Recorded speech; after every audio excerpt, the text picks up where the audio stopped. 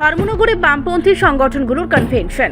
শ্রমিক ও কৃষকের স্বার্থ রক্ষার দাবিতে বামপন্থী দলগুলোর যৌথ উদ্যোগে রবিবার দুপুরে ধর্মনগরে এই কনভেনশন অনুষ্ঠিত হয়। শ্রমিক স্বার্থ বিরোধী শ্রম কোড বাতিল, কৃষকের ন্যূনতম সহায়ক মূল্য নিশ্চিতকরণ, বিদ্যুৎ বিল প্রত্যাহার এবং মনরেগা পুনরায় চালুর দাবিতে আগামী 12 ফেব্রুয়ারি দেশব্যাপী ধর্মঘটকে সমর্থন জানিয়ে এই কনভেনশন আয়োজন করা হয়।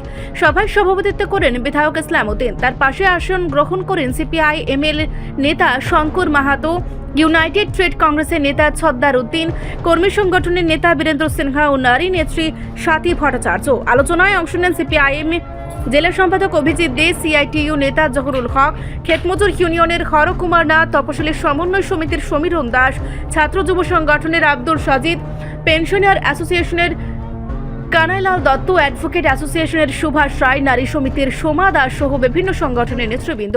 প্রধান বক্তা হিসেবে সংগঠনের রাজ্য কমিটির সহ সভাপতি অমিতাভ দত্ত বলেন, কেন্দ্র ও রাজ্য সরকার শ্রমিক কৃষকের স্বার্থবিরোধী নীতি গ্রহণ করছে। ছাত্র যুবদের হাতে কাজের পরিবর্তে অস্ত্র ও নেশা তুলে দেওয়া হচ্ছে। কৃষকরা ফসলের ন্যায্য মূল্য পাচ্ছেন না।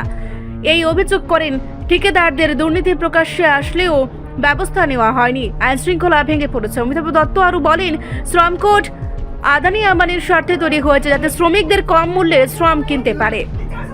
শ্রমিকদের আত্মহত্যা ঠেকাতে শ্রমকোড বাতিল জরুরি। তিনি আহ্বান জানান, সাধারণ মানুষকে ঘরে বসে না থেকে ধর্মঘটের বার্তা ছড়িয়ে দিতে হবে এবং সংবিধান রক্ষায় ঐক্যবদ্ধ হতে হবে। তিনি সতর্ক করেন, দাবি পূরণ না হলে লাগাতার আন্দোলন চলবে। বিভিন্ন ফেডারেশন এবং সংযুক্ত কৃষক মোর্চার অন্তর্গত বিভিন্ন ইউনিয়নের যৌথ উদ্যোগে ধর্মনগর মহকুমা কনভেনশন সফল কনভেনশন, গুরুত্বপূর্ণ কনভেনশন, চেতনার উত্তর পাড়া এ ধরনের কনভেনশন তাণ্ডব চলছে। হিন্দু রাষ্ট্র গড়বার জন্য উগ্র হিন্দুত্ববাদী সংগঠন আরএসএস, বিজেপির নামে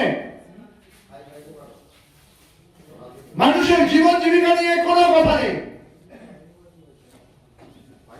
মানুষের বাঁচার জন্য সরকারের কোনো কর্মসূচি নেই। শুধুমাত্র ধর্মের নামে বিভাজন, ধর্মের নামে সন্ত্রাস,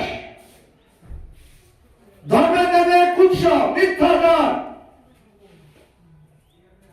তাকে প্রতিহত করবে এই ধর্মঘট। আমরা ভারতবর্ষের স্বাধীনতা সংগ্রামীদের আত্মবলিদানকে ব্যর্থ হতে দিতে পারি না। রিপোর্ট সংবাদ প্রতীক্ষা।